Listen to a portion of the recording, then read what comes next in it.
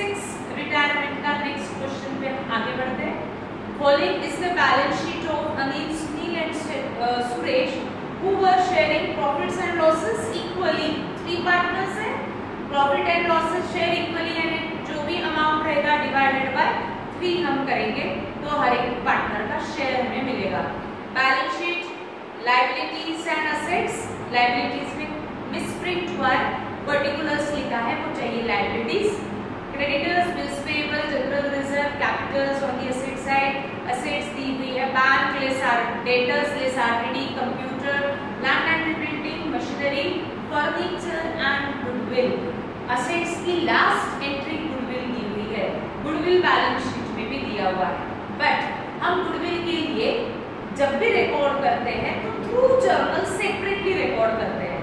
तो गुडविल आपको पहले उसको बैलेंस शीट में दिया हुआ है, बट हम वैसे ही ट्रीटमेंट करेंगे जैसे हम एवरी क्वेश्चन में करते हैं, recording goodwill through journal entry. इसको हम सेपरेटली रिकॉर्ड करने वाले हैं। ठीक, आगे बढ़ते हैं। On 1 April 19 Suresh retired from the firm on the following terms. Land and building were appreciated, debtors were all good, then machinery we revalued, goodwill of the firm valued at, furniture were sold. ये एक important point है, यानी अलग adjustment दी हुई है, ये हम इसको मार्क करो, हम आज पढ़ेंगे इसको कैसे करना है। And balance was transferred to his loan account, prepare P&L adjustment account, partners capital account and balance sheet of Anil and Sunil. क्योंकि सुरेश तो रिटायर होगा तो आगे की फॉर्म में 2 ही पार्टनर्स रहेंगे, इसलिए उन्होंने दिया है balance sheet of Anil and Sunil. तो सबके सामने है P&L adjustment, partners capital, bank and balance sheet. आप सबने भी ओपन कर लिया है, स्टार्ट करते हैं पोस्टिंग। सबसे पहले Capitals and bank balance transfer करेंगे रिस्पेक्टिव अकाउंट में। आप भी कर सकते हैं जल्दी से। अनिल, सुनील, सुरेश 43,600, 35,000 एंड 32,000 ट्रांसफर करेंगे on the credit side of partners capital account by balance brought down. 43,600, 35,000 and 32,000 transfer bank balance in bank account on the debit side, bank balance 8,400, ये स्टेप सबको आता है। देन डिस्ट्रीब्यूट जनरल रिजर्व और reserve fund और P&L, इनमें से जो भी दिया होगा डिस्ट्रीब्यूट करेंगे ऑल पार्टनर्स में, क्योंकि बिफोर रिटायरमेंट 3 पार्टनर्स थे तो तीनों में भी बिफोर रिटायरमेंट का एक्यूमुलेटेड प्रॉफिट लॉस डिवाइड करना पड़ेगा। जनरल रिजर्व आपको लायबिलिटी में दिया है 13,500, तो इस 13,500 को तीनों में डिवाइड करना है तो हमें रेशियो लगेगा, एंड रेशियो इक्वल है तो हम डिवाइड करेंगे 1/3, 1/3 एंड 1/3। 13,500 डिवाइड करो इन 1/3 रेशियो, तो डिवाइडेड बाय 3 करेंगे तो हर एक पार्टनर का शेयर रहेगा 4,500, 4,500 एंड 4,500। रिजर्व P&L जो भी होगा वो ऑल पार्टनर्स में हम डिवाइड करेंगे, लायबिलिटी में है इसीलिए on the credit side 4,500, 4,500, 4,500 by general reserve account. Then is there any P&L account, check it on the asset side also. हो सकता है P&L आपको असेट में भी मिले, बट असेट में सच ऐसी कोई एंट्री दी हुई नहीं है, इसलिए अब हम डायरेक्टली करते हैं revaluation of assets and liabilities. First point दिया है land and building be appreciated by 10%। Appreciation means building का वैल्यू चेंज हुआ है और इसमें इंक्रीज है। असेट की वैल्यू अगर इंक्रीज होती है तो हमारे लिए प्रॉफिट, तो वो प्रॉफिट सबसे पहले हम रिकॉर्ड करेंगे P&L एडजस्टमेंट अकाउंट में ऑन द क्रेडिट साइड, क्योंकि क्रेडिट में सारे इनकम्स लिखे जाते हैं। तो land and building value is 70,000 appreciated by 10%, that means 7,000 से वैल्यू इंक्रीज हुई है on the credit side by land and building account 7,000। Revised figure of land and building on the asset side appreciation है तो हम value को increase करके लिखेंगे increase by 7000 and outer column में आएगा 77,000। ठीक, सेम पॉइंट में आगे कंप्यूटर इज रिड्यूस्ड बाय 1900 यानी कंप्यूटर की वैल्यू 1900 से रिड्यूस हुई यानी कम हुई, एसेट की वैल्यू कम हुई, तो हमारे लिए लॉस को हम शो करेंगे P&L एडजस्टमेंट के डेबिट में टू कंप्यूटर अकाउंट कितना लॉस हुआ 1900। रिवाइज्ड फिगर ऑफ कंप्यूटर हमें पोस्ट करना पड़ेगा बैलेंस शीट में। हम ओल्ड वैल्यू चेक करते हैं, ओल्ड वैल्यू ऑफ कंप्यूटर 17,500 दिया हुआ है, reduced that means decrease by 1900 यानी उसकी रिवाइज्ड फिगर आएगी आउटर कॉलम में 17,500 माइनस 900। अगर मैं कैलकुलेट करती हूं तो वो आएगा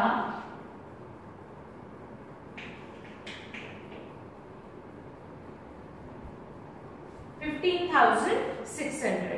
ठीक, अब now next second adjustment, debtors were all good, underline all good.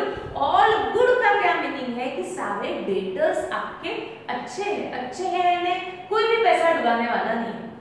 अगर आपको लगता भी होगा कि कोई डाउटफुल होंगे तो वो आप डाउटफुल रहने नहीं वाले क्योंकि दिया हुआ है debtors were all good and RDD was no longer required यानी अगर आपने डाउटफुल भी माने होते हैं तो वो अब डाउटफुल रहने वाले नहीं है, वो भी गुड डेटर्स बनने वाले हैं यानी वो भी आपको पैसा देने वाले हैं। तो क्या हमने RDD क्रिएट किया हुआ है क्या, तो मुझे ओल्ड बैलेंस शीट में चेक करना पड़ेगा। तो मैं ओल्ड बैलेंस शीट में चेक करती हूँ, यस आपको RDD दी हुई है 900, old RDD was 900 no longer required यानी ये RDD को मुझे हटा देना है बुक्स ऑफ अकाउंट से, तो हटा देना है यानी मुझे न्यू RDD मेंटेन करनी है 0। जो 900 है उसको कैंसिल करने के बाद कितना बचेगा 0, तो मुझे न्यू RDD 0 पे लाना है।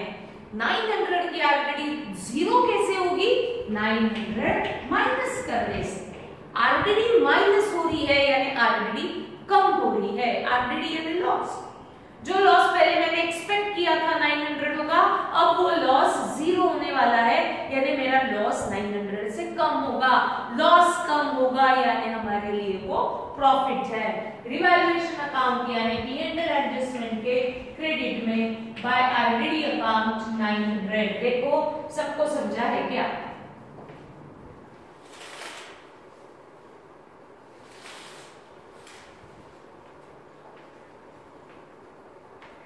समझा है सबको बराबर? अब ये 900 जो ओल्ड था वो 900 से मैंने पूरा का पूरा कम कर दिया यानी मैंने उसको प्रॉफिट रिकॉर्ड कर दिया और न्यू RDD आ गई 0। जो न्यू RDD रहेगी वो हमें न्यू बैलेंस शीट में रिकॉर्ड करनी पड़ेगी। तो चेक करो old value of debtors balance sheet में दिए हुए हैं 18,000 लेस न्यू RDD मेंटेन करनी है हमें 0 यानी आउटर कॉलम में आएंगे हमारे debtors 18,000। That means revised value of debtors हमारे रहेगी 18,000। मशीनरी भी रिवैल्यूड एट 9,400, मशीनरी की वैल्यू 9,400 से रिवैल्यूड हुई है यानी current value of machinery is 9,400। तो देखते हैं ओल्ड वैल्यू ऑफ मशीनरी 10,000 था, 10,000 की मशीनरी 9,400 पे रिवैल्यूड हुई यानी मशीनरी पे reduction is 600।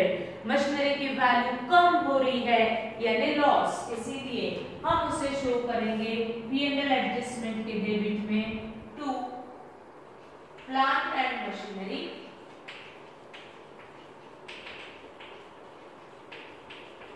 600। Revised figure of plant and machinery on the asset side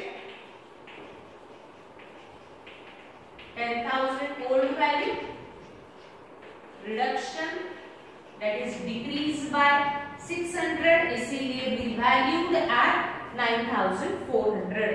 Goodwill of the firm is valued at 16,500। ये हम लास्ट में करेंगे।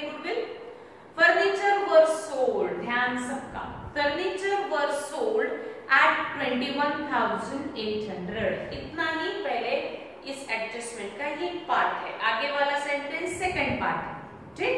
पहले हम इसके तरफ कंसंट्रेट करते हैं। फर्नीचर वाज सोल्ड एट 21,800, यानी इस फर्म के पास फर्नीचर होगा इसीलिए वो बेचा जा रहा है।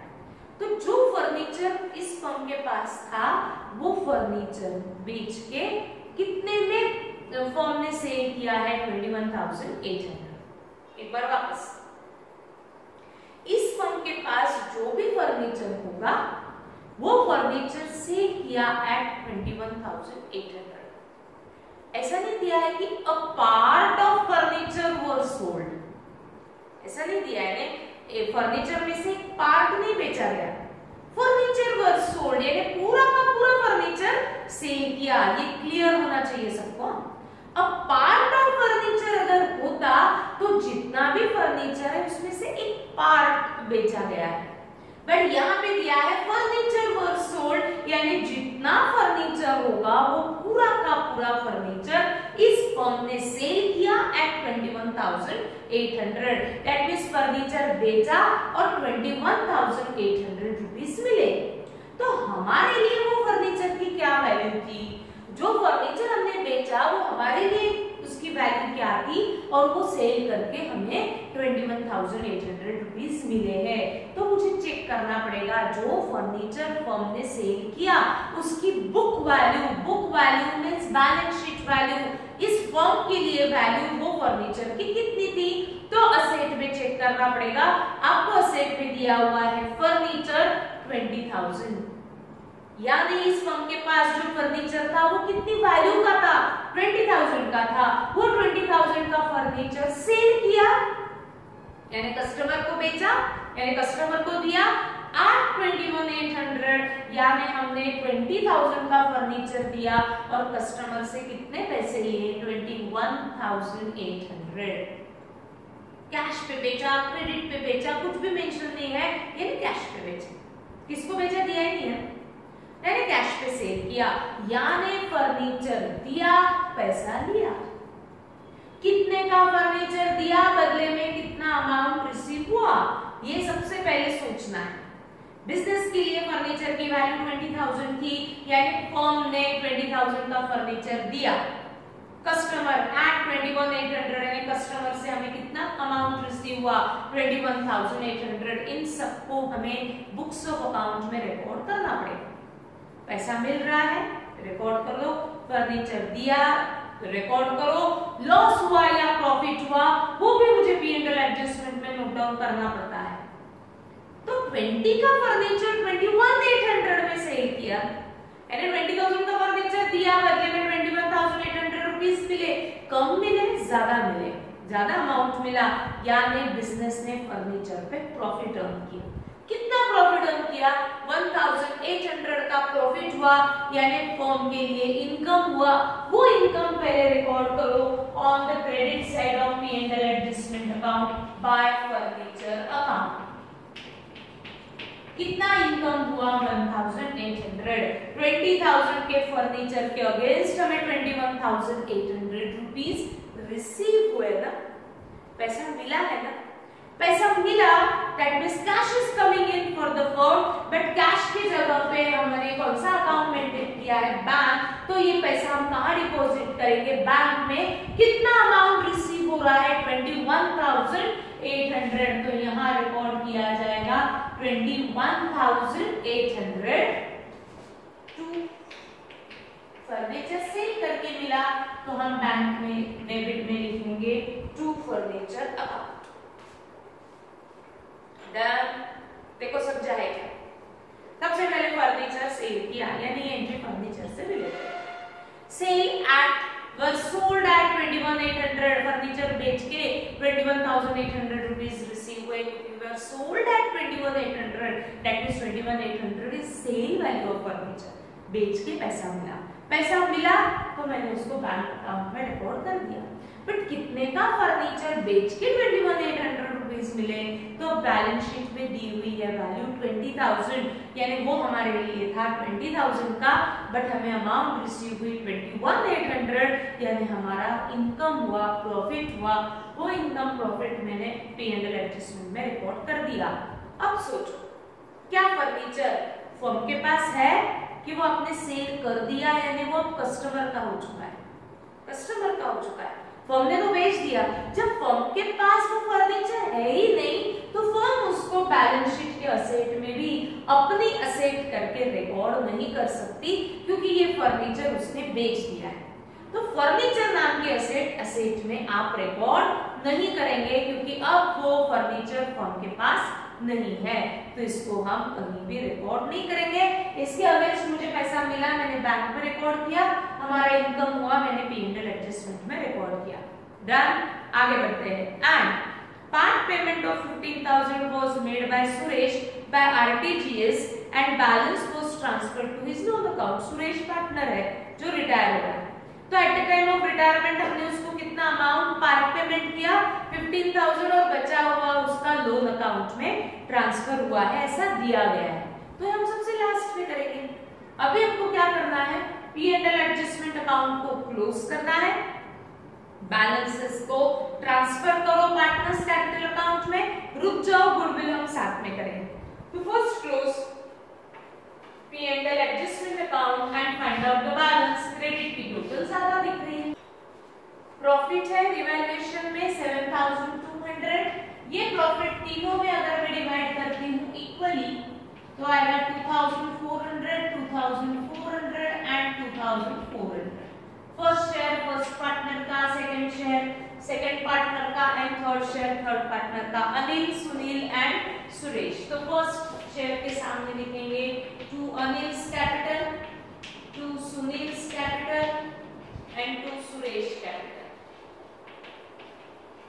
कैपिटल अकाउंट की क्रेडिट में by P&L adjustment account 2,400, 2,400 and 2,400। Done, आगे बढ़ते हैं। अब हम ये टॉपिक पढ़ रहे हैं रिटायरमेंट, यानी इस फर्म में से एक पार्टनर परमानेंटली फर्म में से बाहर जाने वाला है। तो जो पार्टनर परमानेंटली बाहर जाता है, तो उसका पूरा पैसा उसको वापस कर देना पड़ता है। हम दो टाइप का पैसा उसको देंगे, गुडविल और कैपिटल। सबसे पहले वापस किया जाता है गुडविल और सबसे लास्ट में दिया जाता है कैपिटल। तो सबसे पहले हम कैलकुलेट करेंगे गुडविल वैल्यू, और पूरा अमाउंट इंक्लूडिंग गुडविल उसको हमें वापस करना पड़ेगा एंड में थ्रू कैपिटल, यानी कैपिटल के थ्रू हम उसको पेमेंट वापस करेंगे। अब कितना अमाउंट ऑफ गुडविल है, उसमें उसका कितना शेयर है, कितना अमाउंट से हमें एंट्री करनी है, ये सब आपको क्वेश्चन में दिया जाता है। अगर मैं देखती हूँ गुडविल, तो आपको गुडविल इस क्वेश्चन में बैलेंस शीट में भी दिया हुआ है। कितना अमाउंट दिया हुआ है बैलेंस शीट में, 12,000, और बैलेंस शीट में दिया हुआ है 12,000, और आपको पॉइंट नंबर 4 में भी कुछ दिया हुआ है, goodwill of the firm be valued at 16,500, यानी eight the time of retirement हम फर्म का गुडविल वैल्यू किए, कैलकुलेट किए। गुडविल कैलकुलेट करने के लिए फर्म के पास्ट ईयर के प्रॉफिट स्टडी किए होंगे, वो प्रॉफिट्स पे कोई ना कोई एक मेथड एडॉप्ट की होगी, और फिर कैलकुलेट किया होगा फर्म का गुडविल। तो वो फर्म का गुडविल वैल्यूड एट 16,500, रिटायरमेंट की डेट को हमारे फर्म का गुडविल था 16,500। आउट ऑफ 16,500 फर्म के बुक्स ऑफ अकाउंट में ऑलरेडी 12,000 बैलेंस शीट में दिख रहा है, यानी जो गुडविल फर्म का 12,000 था before retirement, eight the time of retirement उसकी वैल्यू हो चुकी है 16,500, यानी कितनी वैल्यू से इस फर्म का गुडविल इंक्रीज हुआ, तो इन दोनों का डिफरेंस दैट इज 4,500। ये 4,500 से गुडविल की वैल्यू फर्म की बढ़ चुकी है, फर्म का रेपुटेशन बढ़ चुका है इन मॉनेटरी टर्म्स। एक बार वापस, गुडविल यानी रेपुटेशन, मॉनेटरी टर्म्स में जो गुडविल फर्म का इमेज होगा वो हमने मनी वैल्यू में कैलकुलेट किया। फर्म के बुक्स ऑफ अकाउंट में ऑलरेडी 12,000 का गुडविल उन्होंने रिकॉर्ड करके रखा हुआ है कि इस फर्म का गुडविल कितना है मॉनेटरी टर्म्स में 12,000।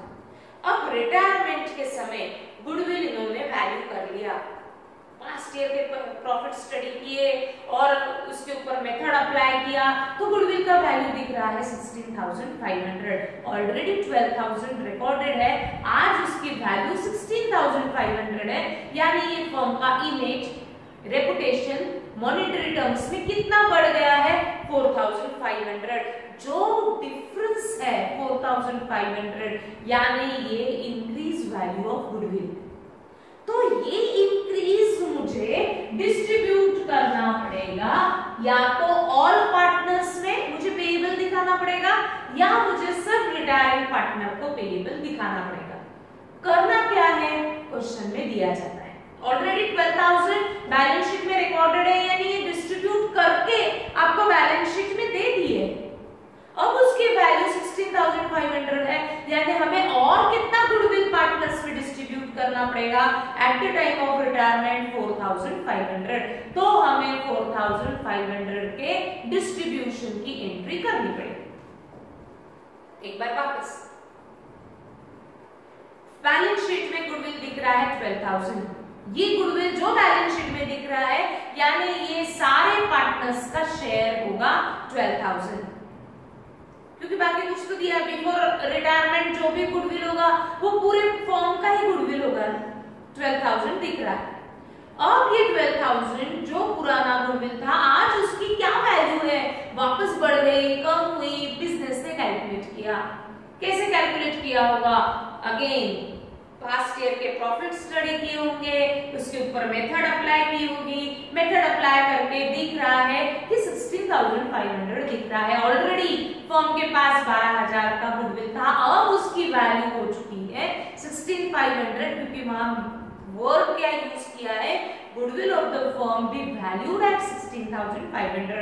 जो 12,000 का गुडविल था वो अब 16,500 हो चुका है, यानी गुडविल नाम की असेट पे 4,500 का इंक्रीज है, यानी eight the time of retirement goodwill business का बढ़ चुका था 4,500। तो ये 4,500 जो इंक्रीज वैल्यू है वो हमें डिस्ट्रीब्यूट करनी पड़ेगी, क्योंकि 12,000 आपने ऑलरेडी डिस्ट्रीब्यूट कर चुके होंगे, तो डिफरेंस मुझे डिस्ट्रीब्यूट करना पड़ेगा 4,500 को। और ये 4,500 पूरे फर्म का इंक्रीज है ना गुडविल में, या तो मैं पूरे फर्म को रिकॉर्ड कर सकती हूँ या मुझे सिर्फ रिटायरिंग पार्टनर को पेएबल शो कर सकती हूँ।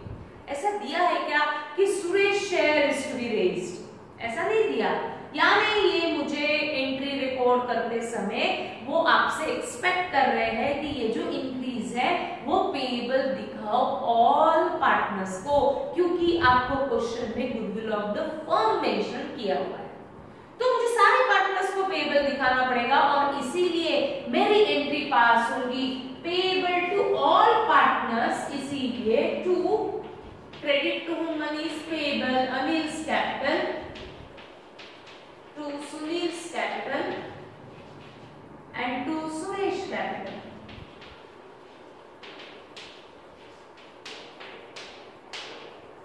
कितना पेएबल दिखाऊं, ऑलरेडी 12,000 रिकॉर्ड करके बैलेंस शीट में दिया हुआ है, अब रिवैल्यूड हुआ है 16,500, आउट ऑफ 16,500 12,000 का आपने ऑलरेडी दिखा चुके होंगे। अब मुझे कितना पेएबल दिखाना है 4,500, तो इस 4,500 को हम डिवाइड करेंगे इक्वली, दैट इज 1,500 1,500 1,500।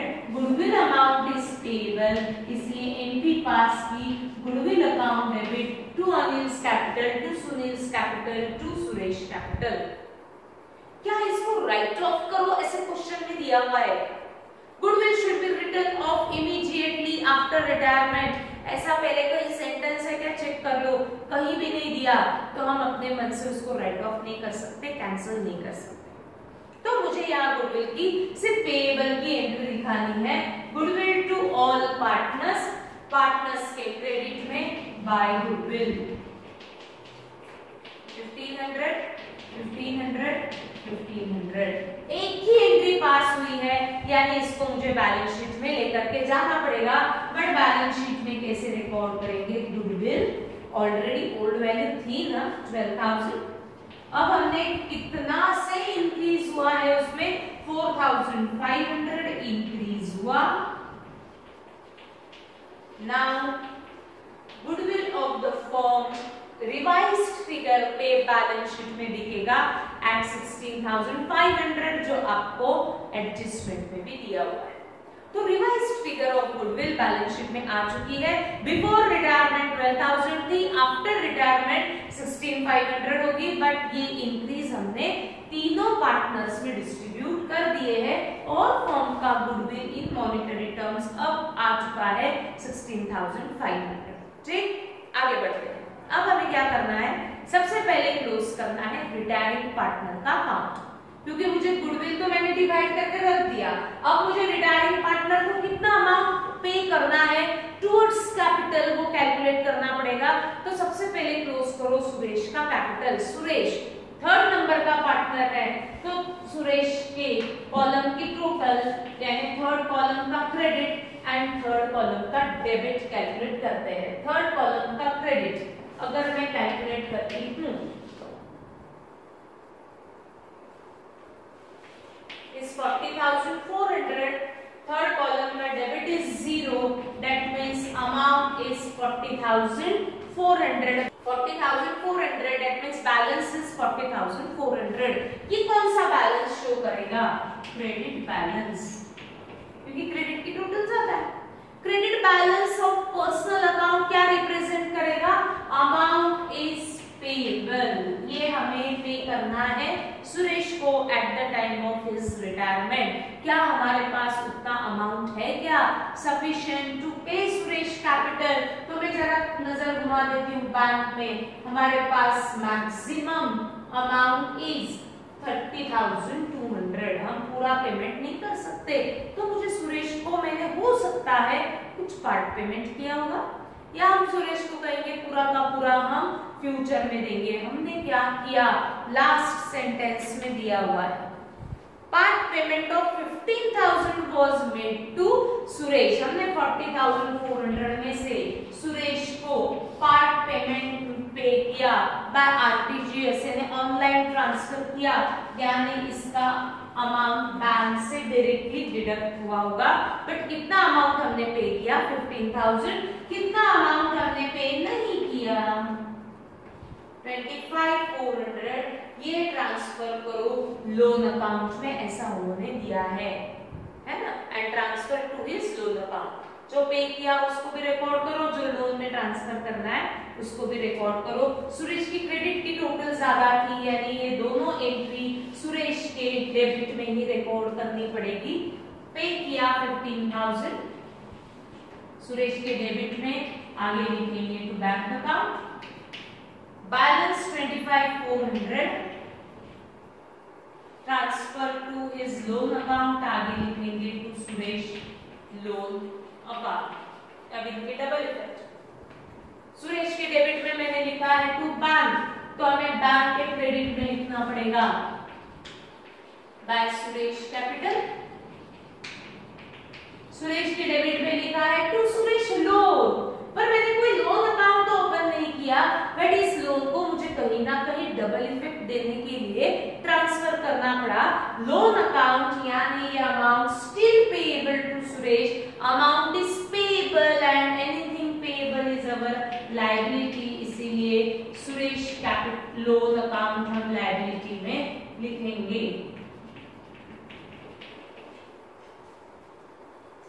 अब देखो बैलेंस शीट में हमने जो नॉन रिवैल्यूड एसेट्स लायबिलिटीज थी वो इस क्वेश्चन में हमने पोस्ट नहीं की, पोस्ट कर देते हैं। क्रेडिटर्स कोई रिवैल्यूएशन नहीं था, एज इट इज पोस्ट कर देते हैं।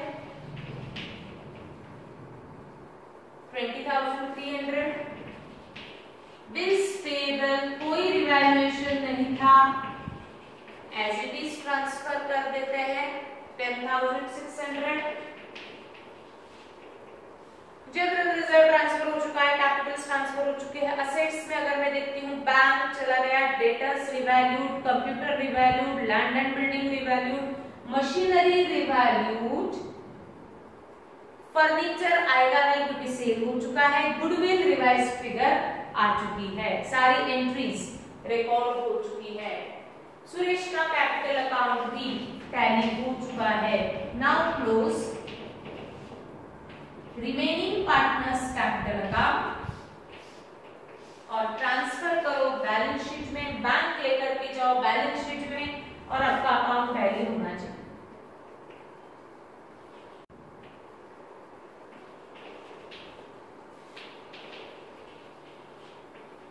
अनिल्स का कैपिटल बैलेंस आएगा to balance capital.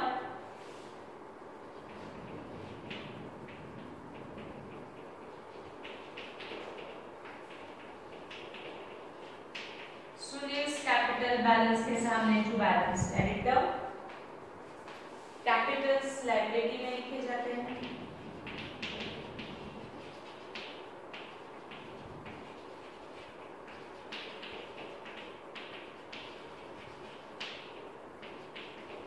Bank balance calculate करो, असेट में लेकर के जाओ क्योंकि डेबिट बैलेंस है।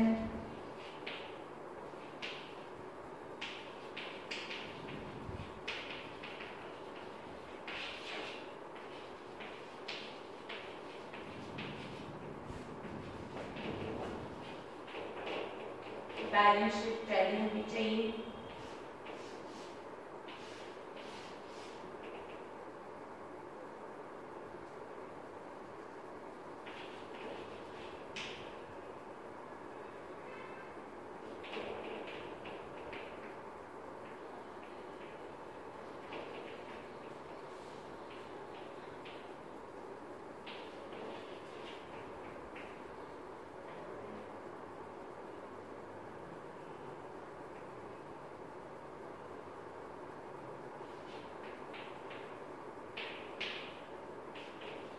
यहां से बैलेंस शीट में गुडविल दिया हुआ था, तो हमने पहले दोनों का डिफरेंस देखा, old value new value, difference is 4500। इस डिफरेंस को हम रिवैल्यूएशन के थ्रू ना शो करते हुए हमें एंट्री के थ्रू करना पड़ा। तो जो डिफरेंस है वो हमने पेएबल दिखाया separately by passing entry and revised figure हमने शो किया बैलेंस शीट में। तो जब भी गुडविल रहेगा तो आपको उसको रिवैल्यूएशन के थ्रू नहीं, आपको उसको सेपरेटली एंट्री के थ्रू रिकॉर्ड करना है, जो हमने पेएबल दिखाया, फिर रिवाइज्ड फिगर बैलेंस शीट में रिकॉर्ड की। यहाँ बैलेंस शीट टैली हो रही है एट 151,700। कल पढ़ेंगे आगे। Thank you.